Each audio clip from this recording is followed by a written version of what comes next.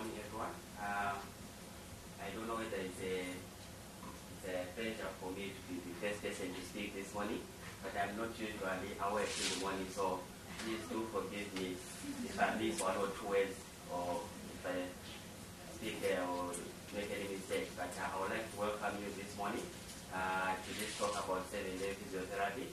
And I think as we pursue on our second day of sharing practice, I would like to introduce to you this morning physiotherapy 7 days a week. I know most of you might not be very much aware of our hospital. We are James Cook Hospital, based in the Northeast in Middlesbrough. We are a regional referral center specializing in lung and heart surgery. So we operate an average of about 2,000 patients, comprising of about 1.4 cardiac cases and about 400 to 500 thoracic patients. So that's how big we are, and that's where we are. To set the ball rolling, it is my pleasure to introduce to you 7-day physiotherapy. I'm sure this statement might be familiar to your current practices. If not, I know there's a lot going out there to make things better than this statement. Okay? This to me presents a case on the need for us to modernize, and I'm just going to show you why. Yes, indeed, there are two national strategies that we have identified that have been relevant as far back as 2001. The challenge to physiotherapists as to any allied healthcare professional, these two papers, especially the one which was direct and stated direct to us, was the NHS challenge of 2002.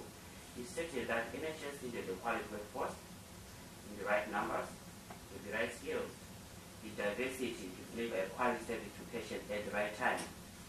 I think as a response, as physiotherapists, we need to challenge the traditional ways in which we actually provide our services. Now, so why do we really need to change?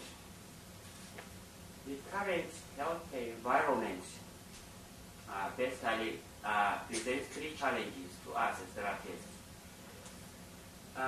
The main players in service provision or any strategy, the key players are the patients. You see, in the 21st century, our patients are no longer passive recipients of care. They are actively involved in their care. They patients with expectations and choices. They expect improved access to care based on what is commonly known as 24/7 access over the whole year, 365 days a year. So if we are to actually meet expectations of choices of these patients, we need to be in a position to actually deliver. So the only solution is to be a 21st century therapist. To be part of the best quality workforce, it is very important that we are aware, we assess the needs and demands of our different areas that we work. We need to look at the capacity to provide a quality and service with regards to efficiency and effectiveness. We are very much aware in our daily practice that we do have numbers to chase, we've got targets to chase. So it's very, very important that we need to be a workforce which is fit for purpose to actually meet these targets. So there is a thin line to cross. You can, or you might wish to provide the best service to your patients. You might want to provide the best capacity depending on the available workforce, but this sometimes can just remain as basically an imagination because we might not have the capacity actually to provide this service. So we need also to look after ourselves. The staffing issues are also like a third factor. As staff, we need actually to be able to be flexible to provide this service. We need also to think about the clinical outcomes that we're delivering, but we also need to also think about getting the right balance between work and life. So we need actually to seek new ways of working, to pioneer, to be innovative, and provide a new way of providing our services. So I'm going to call the service, unfortunately, you have to forgive me, as a 21st century of providing service.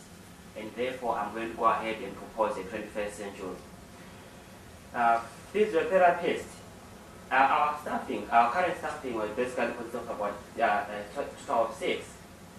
So on Monday to Friday, we're providing a flexible service, so everyone was at work.